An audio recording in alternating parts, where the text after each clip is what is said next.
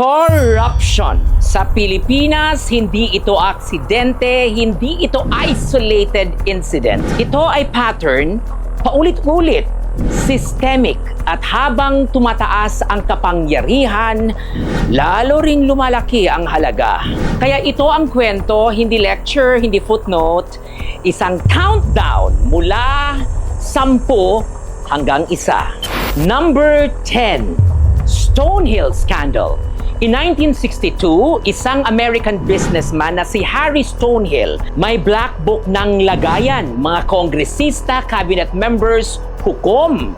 Tinatayang 50 hanggang 100 million pesos ang umiikot noon. Maliit sa ngayon pero napakalaki sa panahong iyon. Nabunyag ang ledger pero sa ilalim ng administrasyon ni Diosdado Macapagal, ang solusyon ay deportation. Umuwi ang salarin, naiwan ang sistema, walang nakulong. Dito natin unang natutunan kapag may koneksyon, may exit. Number 9, Tobacco Excise Tax Funds ng Ilocos Norte. Pondo para sa tobacco farmers, kalusugan, kabuhayan, benepisyo. Tinatayang 66 hanggang 70 million pesos ang sinasabing na misuse sa panahon ni Amy Marcos bilang gobernador. May kaso, may alegasyon, pero na-dismiss sa technical grounds. Walang conviction hanggang ngayon, ang tanong na magsasaka pareho pa rin. Nasaan ang perang para sa amin? Number 8, the judiciary scandal. Ito ang iskandalong walang mukha, walang tarpaulin, walang presscon. Cash for decision. Fixers, judges at clerks of court na nahuhuli sa entrapment. Tinatayang 100 hanggang 300 million pesos ang aggregate value ng ganitong scheme sa loob ng maraming taon. May nasisibak, may nakukulong, pero ang sistema buhay pa rin. At habang buhay ito, ang hustisya sa Pilipinas ay may presyo. Number 7, Fertilizer Fund at Hello Garci Scandal. Panahon ng eleksyon, panahon ng pangangailangan ng magsasaka. Sa ilalim ng administrasyon ni Gloria Macapagal Arroyo, humigit kumulang 728 million hanggang 1 billion pesos na fertilizer funds ang inakusahang ginamit sa pampulitikang layunin. Sa pamamagitan ng dating Agriculture Undersecretary na si Jocelyn Volante. Sinabayan pa ito ng Hello Garci tapes, mga boses na nag-uusap tungkol sa panalo. Kinasangkutan ni Virgilio Garciliano. Hello Garci. Ma'am. Hello Garci. Ma'am. So, will I still lead by more than 1 M? If it's young age, that's advantage, ma'am. Parang ganon din ang lalabas. It will not be less than 1 M? Narinig ng buong bayan. Pero pagkatapos ng lahat ng ingay, walang nakulong sa tuktok. Ang tape ay alaala. Ang pananagutan, nawala. I was anxious and during that time had conversations with many people, including a Comelec official. I am sorry. Number 6, DPWH ghost project at reblocking scams.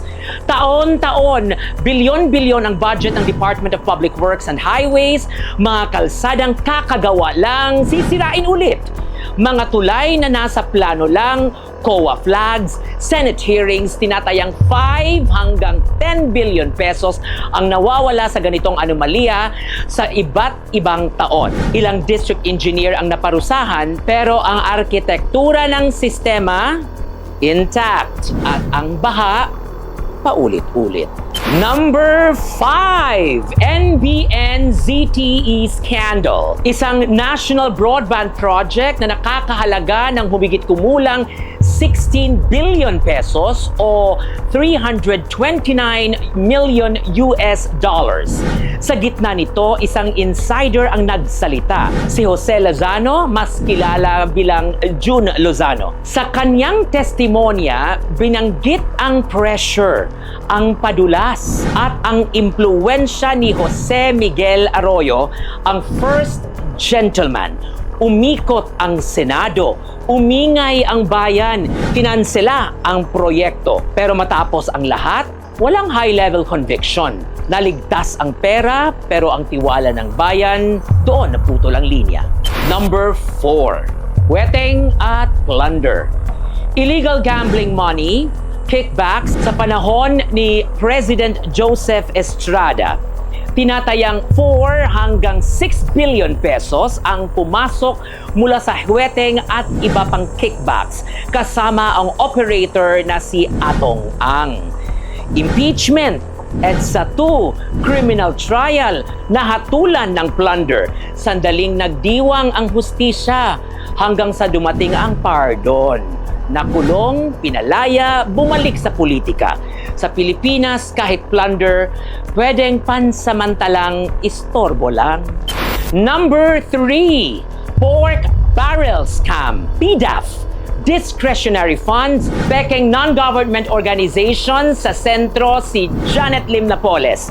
Kasama ang mga mambabatas tulad ni Juan Ponce Enrile, Jinggoy Estrada at Bong Revilla.